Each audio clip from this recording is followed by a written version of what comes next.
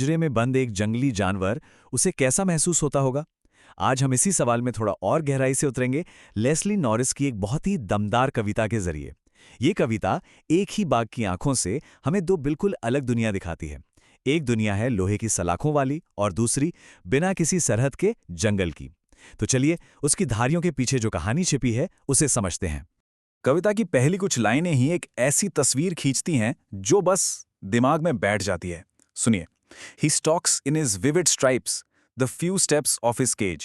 ये जो तनाव है महसूस हो रहा है ना, एक इतना शानदार जानवर और उसकी दुनिया सिमटकर बस कुछ कदमों में रह गई है। ये तस्वीर ये हमारे साथ बनी रहती है। तो ये कविता है ए टाइगर इन द जू, जिसे लिखा है लेस्ली नॉरिस ने।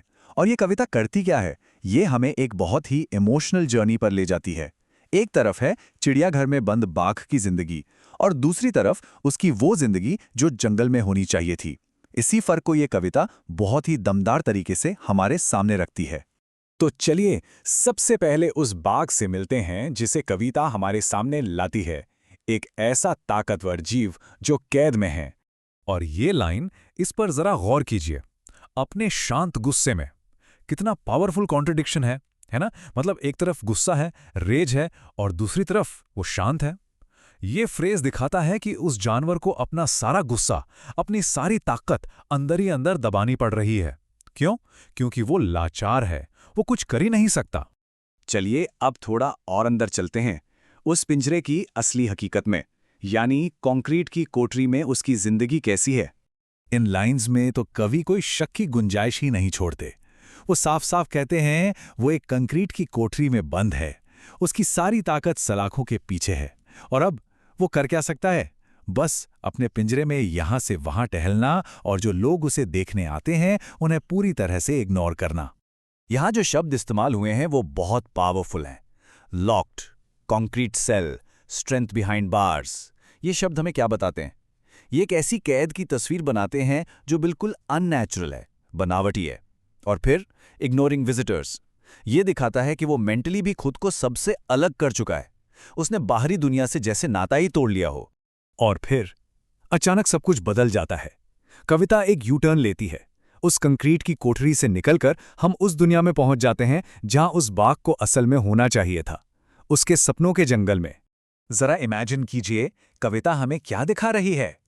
बाघ को परछाई में छिपना चाहिए, लंबी लंबी घास में से चुपके से सरकना चाहिए, पानी के पास जहां मोटे ताजे हिरन पानी पीने आते हैं। यह है उसका नेचुरल इंस्टिंक्ट, एक शिकारी का असली बर्ताव। और ये दूसरी तस्वीर देखिए, ये और भी वाइल्ड है। उसे होना चाहिए था जंगल के किनारे बसे घरों के पास गुर्राते हुए, अपने सफेद दांत और पंजे दिखाते हुए, गांव वालों में अपना खौफ पैदा करते हुए। और देखिए, ये कोई नेगेटिव चीज नहीं है, ये उसकी रॉ पावर है, इकोसिस्टम में उसका नेचुरल रोल है। यहां की लैंग्वेज देखिए कितनी जिंदा है। लर्किंग, स्लाइडिंग, स्नार्लिंग, इन शब्दों को पढ़कर ही उसकी आज़ादी को फील किया जा सकता है।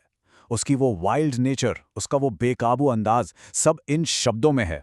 और अब हम कविता के बिल्कुल सेंटर में पहुंचते हैं, वो पॉइंट जहां इसका इम्पैक्ट सबसे ज्यादा है, जब ये दो हकीकतें आमने सामने आती हैं, दो दुनिया और एक ही बाघ।